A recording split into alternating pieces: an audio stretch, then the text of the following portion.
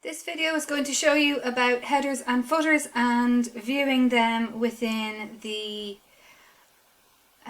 Word Online. So in our project or any assignment we're handing up, we have to put a header and a footer in.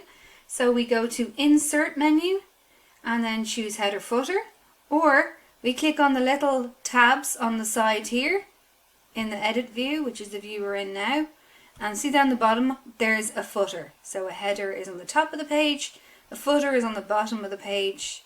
Like your head is on the top of your body and your feet are on the bottom of your body. That's how they get the name. Click on it, type in your full name and then your class code. So ASSB, ASSA, YCB, SO or SC5C or SC5A, whatever your code is. And then if you want to be fancy, you can put a page number in. And that just shows you can put a page number in the top corner, in the middle, in the side, at the bottom of your page, at the bottom middle, or the bottom right. But I'm going to choose the top right because that's where I'm putting my name and my class code in the header. Okay, so once we've done that, you click off and it's not there and it's disconcerting, and lots of you have been asking me about this, and I have found out if you go to View, Reading View,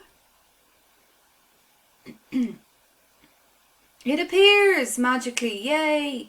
Because before I was saying print to PDF, but it's actually there in Reading View, which is the view that it would be seen in by your teacher. Okay, I hope that helps. Bye!